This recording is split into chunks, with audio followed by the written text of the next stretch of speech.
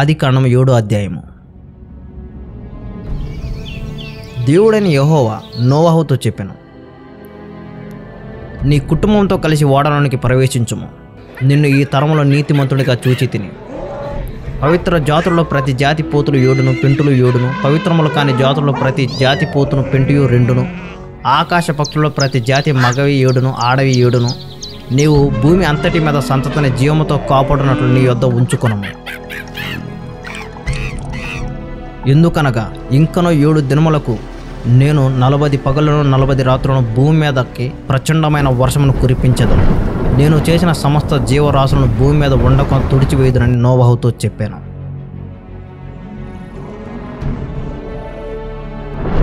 ఏడు రోజుల తర్వాత భూమి మీదకి ప్రచండమైన వర్షము కురవడం ప్రారంభించాను. ఆ జల ప్రవాహం భూమి మీదకి వచ్చినప్పుడు నోవహు 600 సంవత్సరములు గలవాడు. తర్వాత నోవహు కుటుంబంతో కలిసి ఓడలోనికి ప్రవేశించను. ఆ ఓడ ద్వారము మూసివేయబడెను.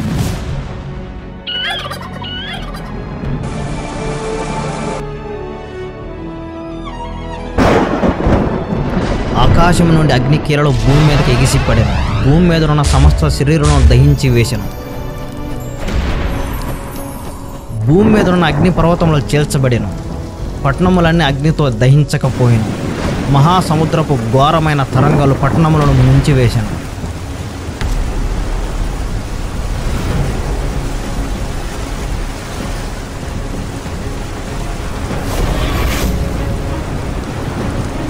నోవహు 600 సంవత్సరముల 2వ నెల 17వ దినమున మహాగధ జలములు ఓటలన్నీ ఆ దినమందే విడవబడిన. ఆకాశపు తూములన్నీ విప్పబడిన.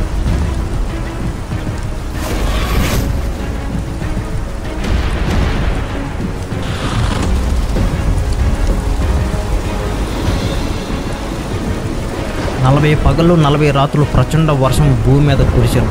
నీరు భూమిని పూర్తిగా కప్పివేశాను. ప్రపంచం కొత్త దశలోనికి ప్రవేశించాను. ఓడ సముద్రపు అలల మీద తేలుతూ ఉండెను. నోవహు కుటుంబం క్షేమముగా గడుపుచుండెను. జీవించినవి కేవలం ఓడలోనివి మాత్రమే ఉండెను. ఆ ప్రచండమైన జలములు భూమి మీద అత్యధికముగా ప్రబలినందున ఆకాశమంతటి గొప్ప పర్వతములన్నీ మునిగిపోయాను.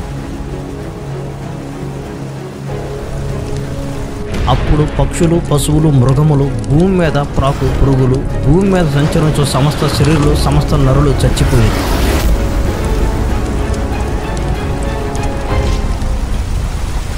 నరులతో కూడా పశువులను, పురుగులను, ఆకాశ పక్షులను, నేల మీద ఉన్న జీవరాశులన్నీ తుడిచివేయబడింది. అవి భూమి మీద నుండకుండా తుడిచివేయబడింది. నోవహును అతనితో కూడా ఆ ఓడలో నున్నవి మాత్రమే మిగిలి ఉండేది.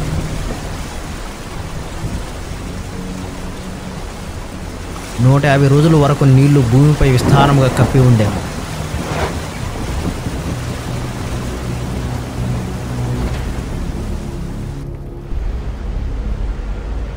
దేవుడైన యెహోవా తన హృదయములో ఇలా అనుకున్నాను, మనిషి కారణంగా ఇకపై భూమిని శపించను.